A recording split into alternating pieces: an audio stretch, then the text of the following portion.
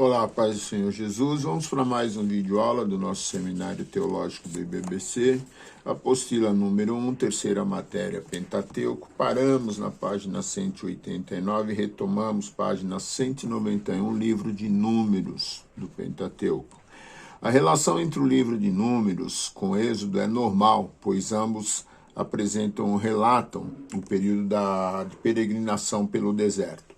As referências são claras. O livro de Números propõe relatar o período de 38 anos de incredulidade. Uma vez que os livros de Gênesis e Êxodo destacaram grandes pontos teológicos e filosóficos, aqui restringimos o ponto introdutório. Nome. A tradição judaica preserva o título de Como no Deserto, relacionando com o conteúdo do livro, embora originalmente não houvesse título. A expressão números vem já do grego, abandonando o sentido exato do hebraico, e faz referência ao caso do recenseamento que se encontra no livro de Números. Propósito. O propósito do livro é registrar o período desde o encontro com Deus no Sinai até a preparação em Moabe para a entrada na Terra Prometida. A narrativa deixa claro que o período de 38 anos foi uma punição pela falta de fé, assim ninguém da geração incrédula teve permissão para entrar na Terra Prometida. O livro de Números não é apenas uma narrativa antiga, mas destaca os feitos de Deus, proporcionando uma história complexa de infidelidade, rebelião, apostasia e frustração, em contraposição com a fidelidade, presença, provisão e paciência de Deus. Conteúdo. O livro é dividido em 3 partes principais, cada uma centrada num ambiente geográfico, marcando o estágio da marca pelo deserto. As 2 primeiras partes destacam a conclusão desse estágio, já a terceira destaca a lembrança da trajetória no deserto. Por outro lado, encontramos na primeira parte os preparativos para partir do Sinai, em seguida a viagem até Moabe e, por fim, os preparativos para entrar na Terra Prometida. A teologia de Números. No livro de Números, destaca-se a presença de Deus no meio do povo, a providência divina, a liderança no meio da rebelião, a paciência do Senhor, o poder da intercessão, a proclamação do reino de Deus entre as nações e a profecia dada por um incircunciso destacando o Messias. Quanto à presença de Deus, encontramos a íntima relação de Deus com o povo e no ato de rebelião entre Miriam e Arão contra Deus, onde Deus saiu em defesa do seu ungido. A providência de Deus é notada exatamente no deserto. No livro de Números temos 3 demonstrações. A personalidade de Moisés, a quem Deus delegou tarefas especiais, é destacada. E além disso, temos a descrição sacerdotal na comunidade. Os levitas, destaque para os nazireus, que deveriam se dedicar exclusivamente ao reino de Deus. Nesse livro é destacada a paciência de Deus. Uma verdade clara é que o Senhor é longânimo. Números relata incidentes que destacam essa crença. Deus foi paciente com Moisés, tanto no chamado no Sinai, quanto no desvencilhar da tarefa e no deserto. As queixas de Israel tiveram limite quando a paciência de Deus acabou estabelecendo juízo no meio do povo, na ocasião em que Josué, Caleb e os demais espias prestaram um relatório acerca da terra de Canaã. Destaca-se em número o incidente envolvendo Miriam, Arão e Moisés. Outro tema fantástico é a revelação que Deus entre os gentios, revelando o Deus que governa todas as nações. A lição mais viva é a história de Balaão e Balaque. Os israelitas haviam sido proibidos de marchar através de Edom, de modo que o contornaram. Houve guerra e vitória até chegar a Moabe, quando o rei Balaque busca a ajuda de Balaão, profeta da Mesopotâmia. Deus utilizou o mesmo profeta para abençoar Israel. A profecia do profeta Balaão conduz ao domínio de Jacó. Entretanto, destaca-se a profecia messiânica.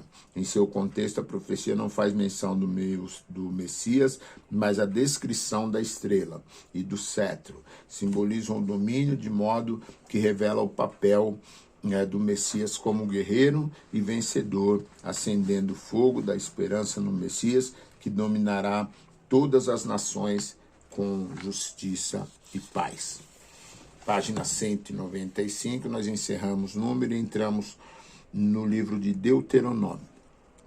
Apesar da importância do livro de Gênesis com a sua teologia, segundo os críticos, o livro mais importante do Antigo Testamento é o Deuteronômio. Destacam-se a geografia, o culto, a nação, o governo e os conflitos de Israel, estabelecendo uma visão panorâmica e geral de Israel.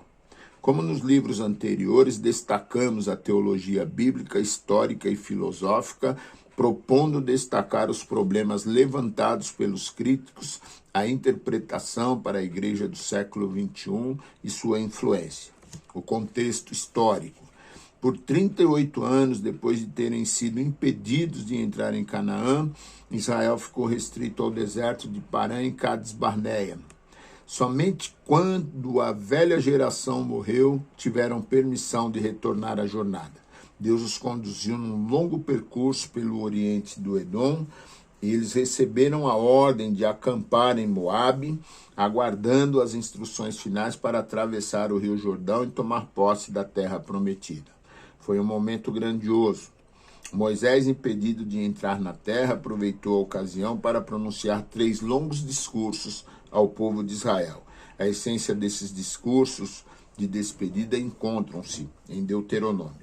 O primeiro foi proferido além do Jordão, o segundo foi proferido no vale de fronte de Bet-peor, na terra de Seom, rei dos amorreus, e o terceiro na terra de Moabe. É possível que se pretendesse indicar o mesmo local para as 3 mensagens. Conteúdo. O discurso mostra palavras no hebraico, são estas as palavras. Apenas o relato da morte de Moisés pode ser chamado de narrativa. O restante é consequência das intensas palavras. No grego, Deuteronômio indica ser segundo livro da lei, ou segundo pronunciamento da lei, reconhecendo os vínculos com Êxodo, em que a lei ocorre pela primeira vez na Torá. A maioria das análises do livro começa com divisões, sendo elas 3 discursos com estilos exortativos. Defende-se que o segundo discurso possa ser o centro do livro e os demais formam a moldura para apresentá-lo e descrever as suas consequências. Portanto, o orador transmite os mandamentos de forma pastoral conhecida como catequese. Na introdução, Moisés se identifica como mediador da renovação pactual a ser realizada por Israel nas campinas de Moabe. O primeiro discurso aponta para os feitos de Deus na história, servindo como apresentação. O segundo discurso, como centro do livro, destaca a expansão e interpretação da lei, levando à prática. O terceiro discurso apresenta os desafios desse grande sermão pastoral. E, por fim, encontra-se a canção de Moisés na sua difícil despedida diante de Israel. Moisés resume em um versículo os temas práticos mais importantes de seu grande discurso. Os verbos temer, amar, andar, servir evidenciam a aliança.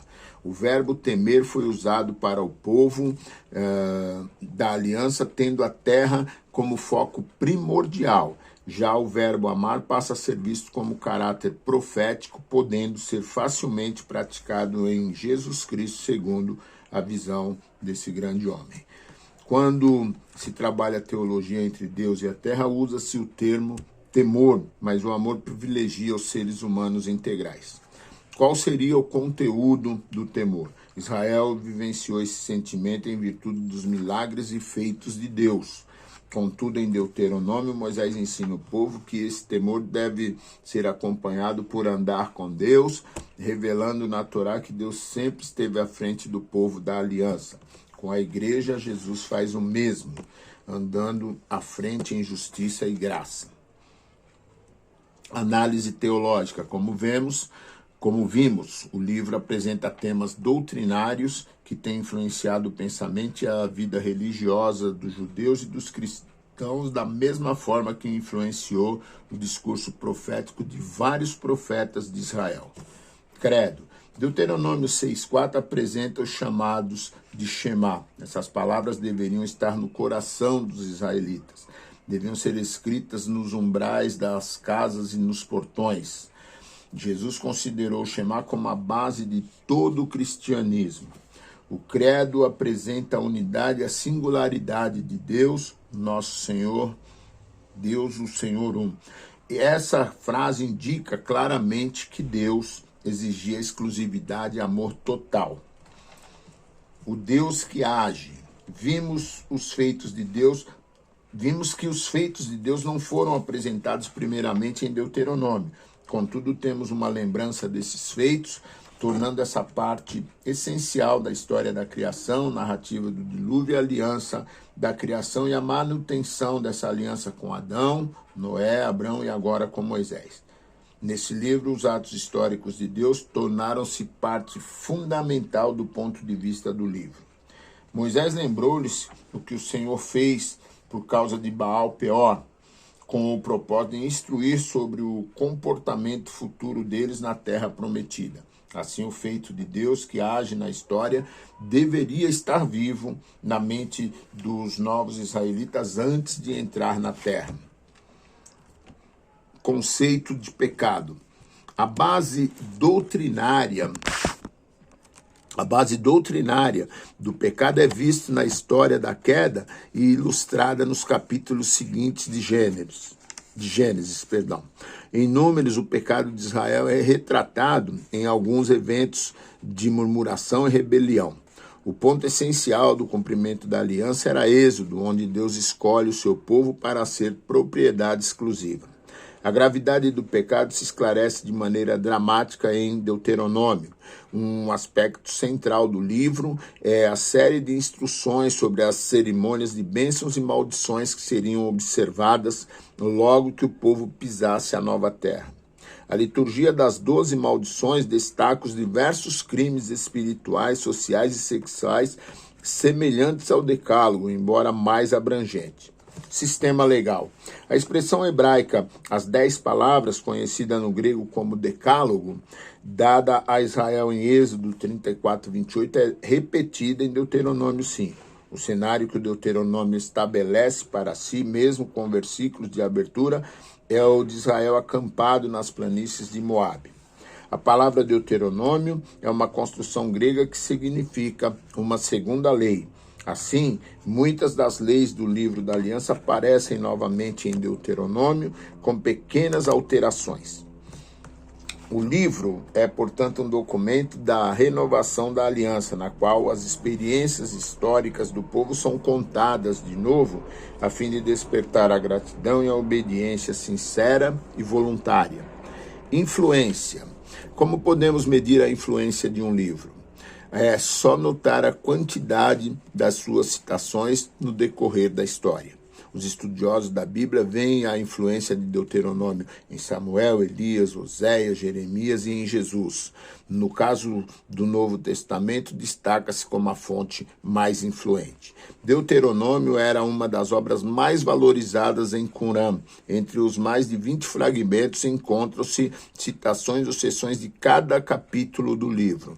Jesus, por sua vez, por 2 vezes, encontrou autoridade em Deuteronômio para resistir à tentação de Satanás no deserto. Ressalta-se o Shema estudado, analisado e observado como critério entre as famílias de Israel, apontando claramente para a mensagem diária do reino de Deus, colocando a mensagem de Cristo como a ponte dos feitos de Deus na história, com os feitos do Espírito Santo na expansão do reino de Deus em Atos dos Apóstolos. Assim, o livro de Deuteronômio passa a ser demonstrado em todo o Antigo Testamento, pois revela o papel de Israel diante do reino de Deus.